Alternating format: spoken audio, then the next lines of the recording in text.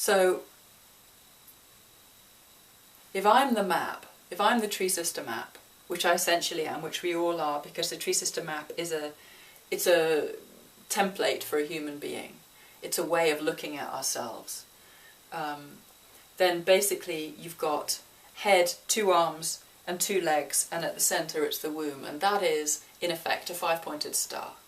And if you look at a classic pentagram, it's got the cross line that is in effect within this map. It's the heart line. It's got these very strong lines from head down to legs, which is our mind's capacity to receive on one side and give the orders on the other. So within this map, we're looking very much at the left-hand side of the body being the inflow, which it is in many of the ancient healing systems, that the left foot is actually the way that energy enters the body, and then it passes the back of the mouth, and then it comes back out through the right-hand side. That in a sense, the left-hand side of the body is the receptive listening side, and the right-hand side is the active doing. And this map, this came as extraordinarily as the rest of the project. This wasn't our idea, this was a discovery, and we've been learning about it ever since. It came in meditation. The words that were hooked onto it being consideration in the mind, encouragement in the left hand, intimacy in the left foot, responsibility in the right foot, and courage in the right hand or the right arm. And I thought the heart was in the centre, but actually what's become abundantly clear is that the core of this map is the womb. The womb being the very crucible of life, the possibility of life, all the future generations of this life, but also at the macro level then the planet. So that we're looking at our human capacities in relationship to life, or how we are choosing to be in this world in relationship to future generations or the planet, or how we're not thinking about future generations or the planet. So, but at the individual level, it's how are we living in relationship to the life that is living us, or to our potential as human beings. So the light side of the map is exploring, in a sense, our potential, what's possible for us. So here, the left arm, which is the in-breath of the heart, the place of encouragement, is our capacity to be open-hearted, our capacity to feel safe and receive. And it's our longing for love and our longing for relationship. So it's the place that extends us into our communities, into our families, and into the world at large. But it is essentially the longing for communion at a heart level, the place of union or unity. The left foot is our plug into the planet. It's the physical. It's the representation of our relationship to matter. So for us, it's our body, but at the greater level, it's the planet. So how do we relate to the physical? How embodied? How aware of our feelings? How able are we to listen to our body so that when we get to the right foot, we can take action appropriately to it?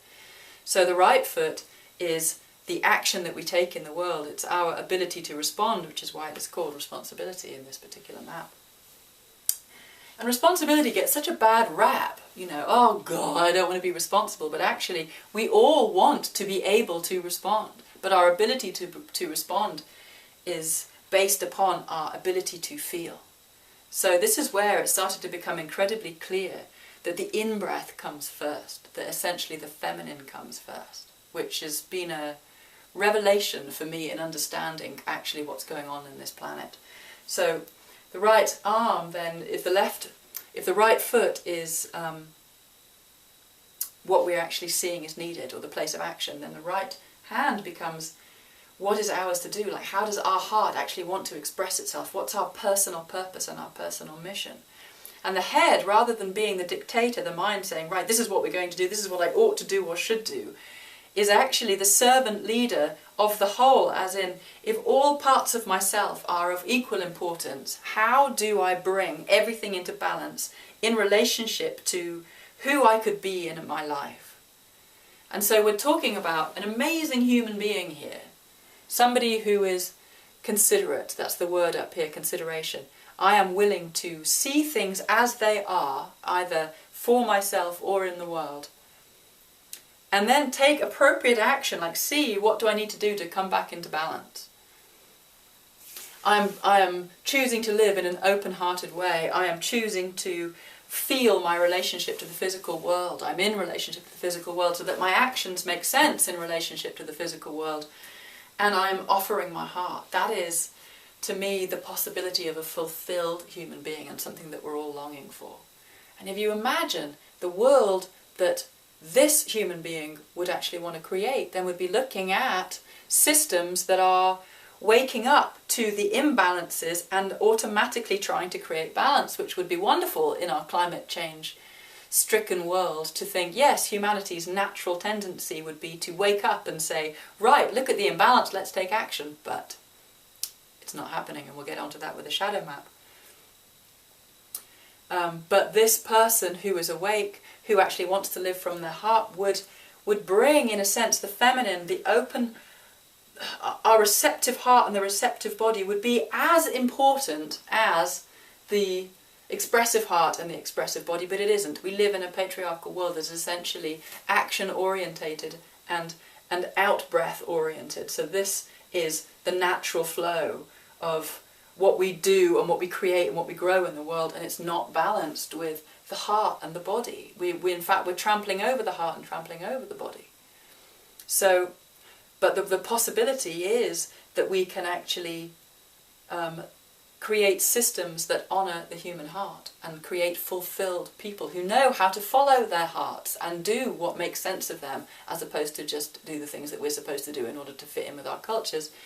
And if we could actually follow our bodies, then we would create systems that would be designed to honour the physical. And if we knew how to honour the physical and our bodies, then there's a much greater chance that we would figure out how to honour the bigger body, our planetary body. Because right now we know how to push and force ourselves to burn out, and so we are pushing and forcing our planet to burn out.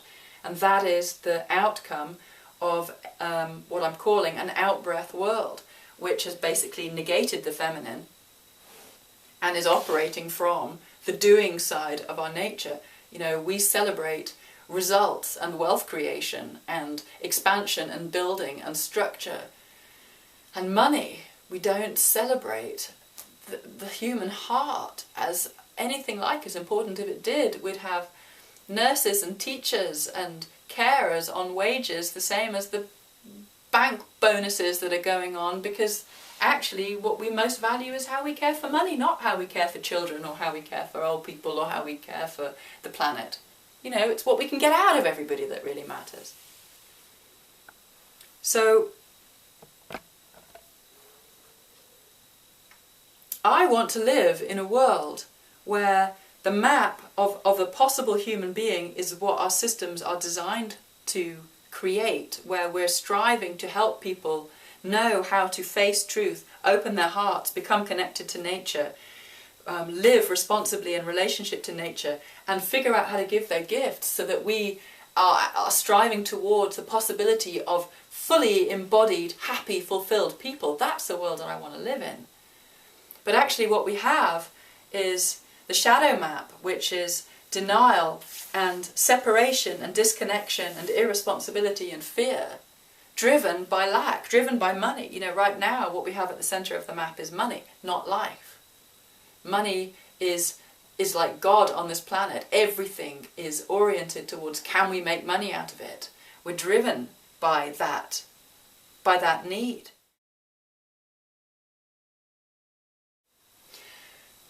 There's the biggest learning that I've had from the map, which is around the balance of the in-breath and the out-breath, the feminine and the masculine, and the fact that actually what this map seems to show us is that the feminine needs to come first.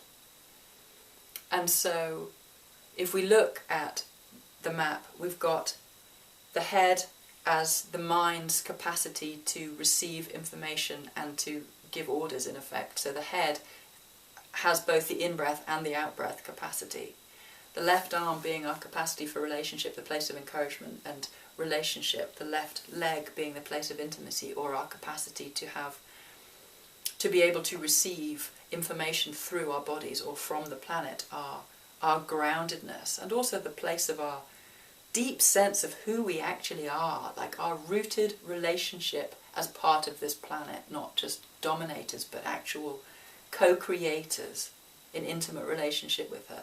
The right foot and leg being the actions that we take, how we live in relationship to life, and our right arm being how we actually give of our gifts, it's the place of courage, how we surrender to who we actually are and then offer our fullness to the world. So we have this natural thing in this map of the receptive heart and the receptive body, and the expressive heart and the expressive body, and the mind's capacity to be able to witness the whole and see what needs to happen for the whole thing to come into balance. So in a sense, we've got the feminine side of our beingness, which is the receptive, more emotional and mutable side, and the masculine side of our beingness, which is the part that takes that information and then puts it into action, or that builds from it.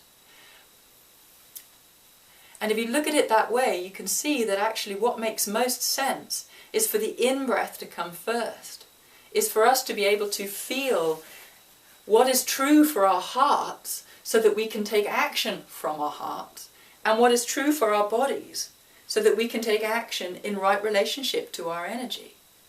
But because our patriarchal world, the systems and the way, what this world, this masculine world has valued is not the heart and is not the body, our tendency has been to actually think that the right thing to do to function in this world is to actually disable ourselves, to cut off the left arm and to cut off the left body, the left leg, and override it. Like that is what is admirable and strong in this world, is to be able to completely suppress our feelings and our physiology and perform admirably and create the results and make the money and cut down the forests and use our resources and prove our dominance over nature.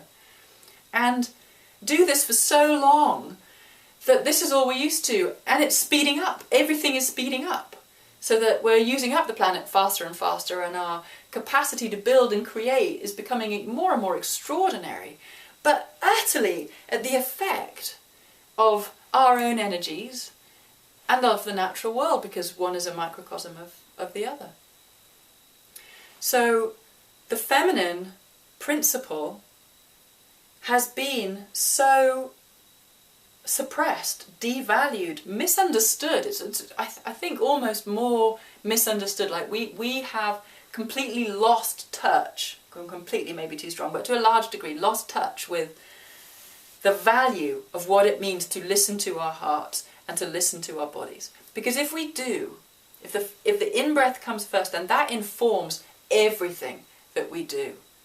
And if our doing is informed by an open heart that is able to care for everyone and everything, then our actions will be in relationship to ensuring the well-being of everyone and everything. And if we are able to directly feel our very real relationship to this planet, physiologically and emotionally, our direct relationship and our dependency on her, then our actions will start to make sense in relationship to her. We would only start to be able to take actions that ensure that she is protected, and that's what we're missing.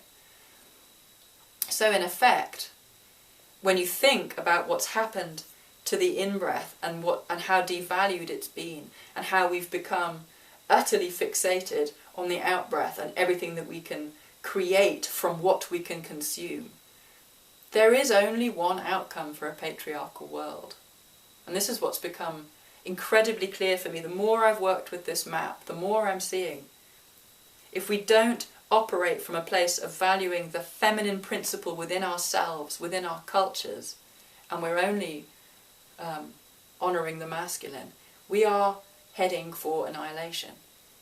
Because there is only burnt out people and a burnt out planet if you are no longer able to value the in-breath of the planet, which are her renewal cycles, her ability to replenish her aquifers, her ability to replenish her forests. We're not going to replenish our fossil fuel banks, and we're burning through those faster than you could, it's, and the soil, and the fish stocks, and we are seemingly so fixated in this direction, and we're seeing ourselves doing it, and we are being told constantly by the scientists what the consequences of this are. But we are so conditioned, we're seemingly not able to kick-start this side. And this is another reason why the women? Why we need to start with the women?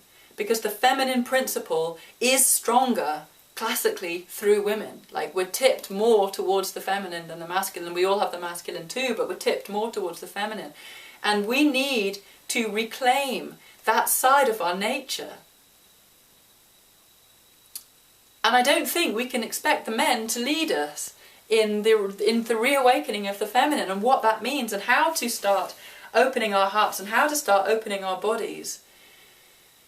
Which is hard, because that involves feeling how much we've been closed, and feeling how much we've been stunted, and feeling how much we've been taught not to follow our feelings and not to honour our hearts, and become these metronomes of people in this world just doing the right thing and wondering why we're feeling more and more and more empty. You know, and that does take us onto the shadow map, because if you think about how we are in our world, if the light map is consideration, encouragement, intimacy, responsibility and courage, the shadow map is denial and separation and disconnection and irresponsibility and fear.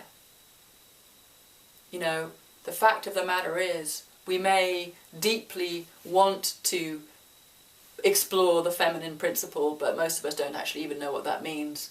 We may want to live in right relationship with this planet, but most of us haven't got a clue how to go about it.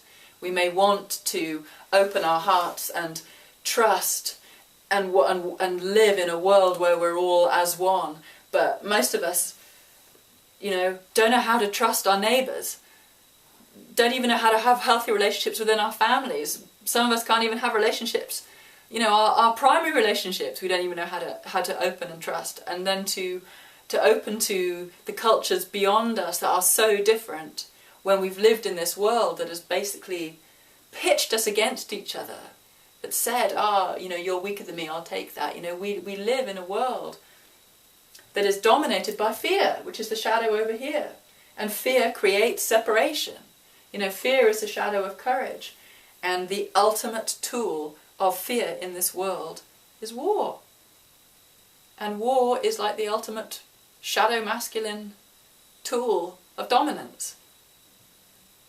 And we're using that ultimate male shadow dominant force to create separation and the illusion of safety through separation. Actually, we're safer if we're separate. We're safer. That way I can just take care of me and mine. That's what we all end up doing. Even at the micro level, it's like, make sure I'm all right.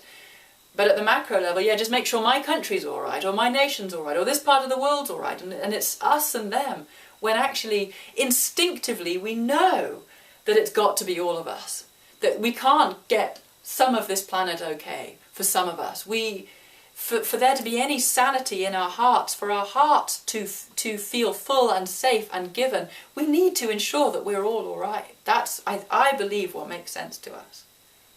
So if you've got war and separation, try being intimate. Try being able to be open to receive the subtle energies of the planet. It's asking too much. You know, in this line in the pentagram, from fear to disconnection, is such a strong one. You know, when you think about the violations of war, the horrors that go on, the trauma to the physical body, you know, the intimacy that we're talking about that is possible to be able to listen is so delicate. It's so vulnerable. It requires such a falling open to start to merge enough to actually listen. It's impossible with bombs. It's impossible with fear. It's impossible with dictatorships. It's savage against sensitivity. So this place becomes a place of disconnection for survival. And that's a lot, I believe, what's happened to women in our bodies. We've had to desensitize. in order to survive being in a world that condemns the feminine, that condemns pleasure. I mean, right there, if we look at the impact of the churches, or our church certainly, and what it has said about the sin of pleasure, how it's hammered us, what's happened with the burning of the witches, all the different ways that feminine power, feminine beauty, sensuality, pleasure, sexuality has been hammered and hammered and hammered. It's like, you will not have pleasure, you'll not be embodied, or the way to be in this world is to completely override all of this. So disconnection has become a survival mechanism. Not feeling seems to be the most sensible way to be, to handle this brutal world that we're in. And then, of course, if this place of connection, potential connection, is where we make sense of who we are, it's who we actually are, to disconnect means that we've disconnected from who we really are. We don't know who we are, which is great for the current leadership, because the current leadership isn't about helping us fulfill ourselves, it's about directing us in the way that they want us to consume. So the leadership, in effect, becomes advertising, marketing, whatever it is, so that we can then go into the shadow of responsibility, so from the place of disconnection, in intimacy where we don't know who we are, we don't know how to feel, we don't know actually how to be in relationship with the world at all, we can be directed to, well, this is who you should be, and this is what you should do, and actually what you should do is consume the planet. What you should do is buy more stuff. Use more stuff. In fact, throw that away. Like, we'll turn the planet into this plastic shit that nobody can do anything with, and we can throw that away and we can give you more stuff. And we're getting now really good at creating stuff that will only last for a few months before it breaks, and then you can have more stuff. And we'll design things to be obsolete really, really fast, because that really makes sense, because in this place it's all about money. It's about money and driving and creating an economy that steers us down this rabbit hole of overconsumption, because that makes sense to a world gone utterly crazy, which is soul destroying and leaves us so empty and so lost that we need more stuff. We need more stuff to try and deal with the absence of any deep, connected knowing that makes sense of who we are. And then from that place of all of this stuff, in the place of fear, well then, maybe I haven't got enough stuff, maybe people won't like me, maybe, who do I have to be in order to make sure that people like me? How do I make myself secure in this world? It certainly isn't standing up and trying to believe in myself, because as soon as you stand up and try to believe in yourself, you get cut down anyway. So I'll celebrate the celebrities out there that are, mad enough to actually put themselves out there and wish I could be like them, but I'm going to stay small over here and I'm going to follow the crowd, because that is how I'm going to stay safe. And the whole system is driven by money. The pursuit of money. Money sits at the centre of the shadow map. So our leadership is about figuring out the money, how to make more money, how to pitch us against each other so that we can take what we need to make more money, how to distract us so that we can make more money, how to direct us so that we can make more money, how to manipulate us so that we can make more money.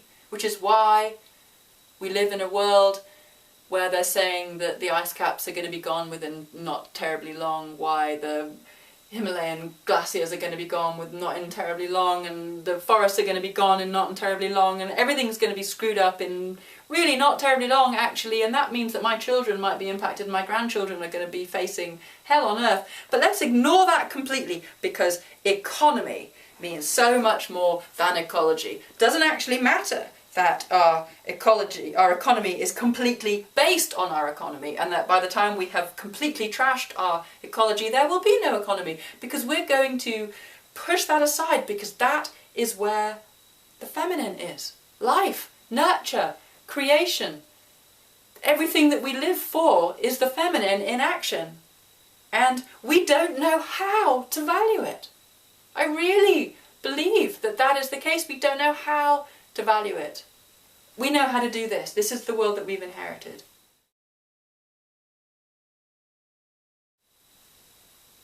The huge shift that is needed, and it's really radical.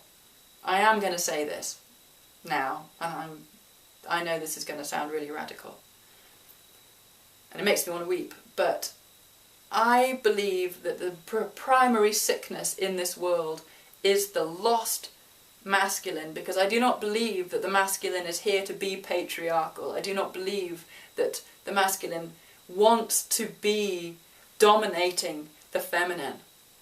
I believe that the masculine is here to serve the feminine, that the in-breath comes first, that our listening capacity to life, that our love of life, that our essential, what makes sense of us as human beings is in direct relationship to the living world and the perpetuation of life and the protection of species and the cleaning and repopulation of our oceans and the repopulation of our forests and the recreation of our soil stocks. All of that is essentially what we're here for. That the light masculine, in effect, is there to husband life into its fullness. That within ourselves as individuals, that side of ourselves that is masculine is here to husband what is most beautiful in us, our capacity for love and emotional connection and listening and deep wisdom. That is what we're here for, is to become balanced, to know how to receive and then how to take action from our receiving. And that somehow we need to make this shift from a patriarchal society that is about domination to a husbanding, caretaking, stewardship culture that is about honouring, that is all about bringing life to the core and ensuring that our next generations have a world that is habitable, ensuring that our planet becomes heaven on earth and not hell on earth, because that's where we're headed. And this is essentially an overt exploration in what it means to reinstate the feminine. How do we bring the in-breath back into our awareness? How do we help people even understand the dramatic imbalance that we're living in, so that we can wake up to what isn't working and turn to face a new possibility that is about conscious creation of a healthy planet and healthy people and healthy systems that are life-oriented, not just money-oriented. What I've learned from this map is that the natural balance between masculine and feminine is utterly honouring, and that our capacity as conscious sentient beings is to learn how to shift from dominance into respectful stewardship and caretaking and conscious creation of the world that we actually want for future generations. And that the feminine role in that is huge.